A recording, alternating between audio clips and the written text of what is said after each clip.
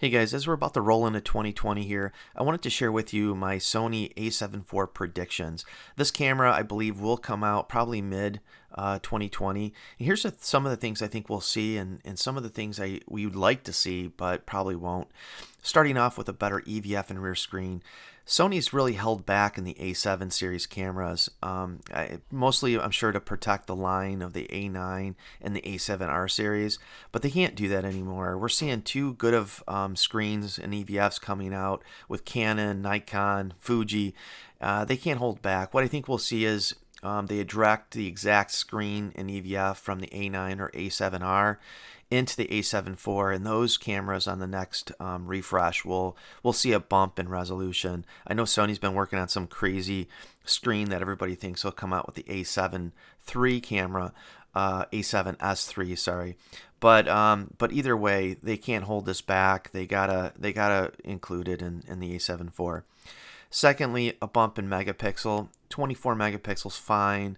I shoot 24 megapixel on an APS-C in the Fuji. I think it's fine, but it could get better. I think that 24 to 36 range is really the sweet spot, more towards the 36. I think 28 to 36 is what we'll see.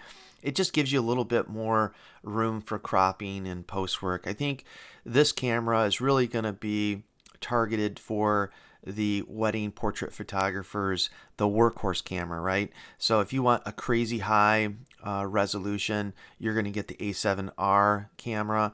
And with that going up in resolution, I think it leaves some cap room to improve the resolution in this camera. I mean, it's a fast camera, doesn't have to be lightning fast, but I think the 28 to 36 megapixel would be a great bump for this camera, this A7R4 or A7 IV.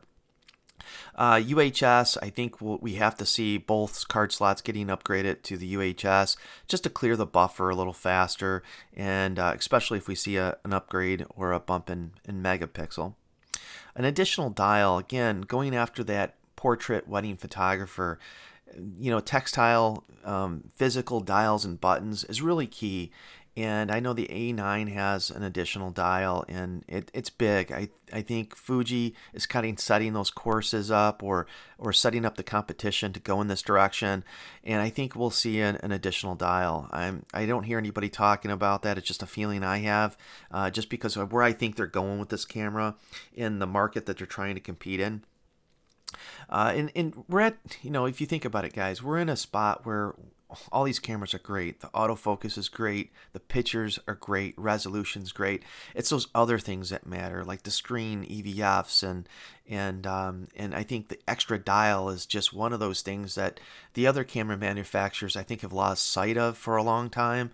But we need to start seeing more design features like this, especially Sony. They don't have a great menu, so anytime you can stay out of that menu, and an extra dial gives you that capability. And I don't know if this would be a program it yourself dial, an ISO, move things around. I'm not sure, but I think we'll see an extra dial. Video specs, I think they're not going to target anything super, any changes. I think it'll be pretty much exactly what the A7 III has. I know they've been working on, at least from the talks that I've been hearing in the forums and other YouTube channels, the A7S. I think they've had delays on that camera, but that's going to be their big video launch. I don't think we'll see anything change. Maybe some, film simulations or whatever Sony calls it, but I doubt it. I think it'll be pretty much the same video specs. IBIS performance, Sony doesn't never had really good IBIS in their cameras. It's better than nothing, don't get me wrong, but I think their big limiting factor is their mount. If you can see on this picture I have here, there is not much room for that sensor to move without cropping in. Yeah, I know they'll probably do something if any camera gets it with the A7S III, but I don't think we'll see anything improvements. Both IBIS and my next item here is autofocus. The autofocus on this camera is outstanding. Maybe we'll see a small little improvement, but those are the areas or this is an area where they don't really need help with, and you're pretty much as good as you're almost going to get it. I mean, there's always room for improvement, but it's going to be a a diminishing return for sure. I also think we'll see the same body. Sony's not one to change bodies, as you guys know. Good design, great battery. So I don't think we'll see any kind of design changes. I don't have it listed here, but sometimes what we'll see is they'll come up with a little bit more efficiencies on the boards, both in the screens and just the circuitry of the camera, and hopefully we'll pick up even a little bit of a bump in battery life. Not that the Sony needs it; it's got a great battery in those Z batteries. So price range, I think this thing will, that $2,000 mark. I don't think it'll go away from that much. If anything, maybe 2,200, but I think it'll be priced right around that 2,000. It seems to be the special sweet spot for this camera in this category, because they sold like hotcakes. Sony made a lot of money off this camera, and they pretty much, other than this last holiday and maybe Thanksgiving, I think it went down to 1,800, but this thing still sells. It sells great.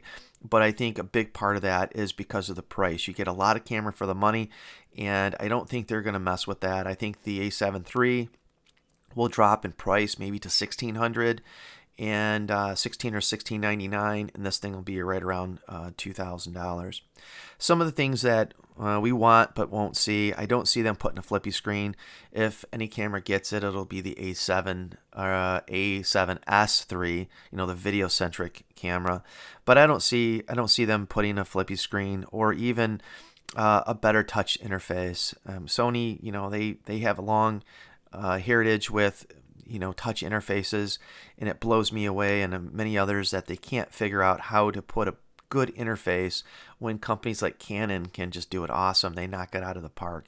So these are my predictions for the A7 IV, guys. I'd love to hear what you think. Is this a camera that you're watching? I got a couple messages from some of my followers, and I wanted to share with you guys what I thought, what we'll see in 2020 with the A7 IV. It's going to be a great camera for sure, but I'd love to hear what you think. Thanks for watching, guys, and Happy New Year. Take care. Bye.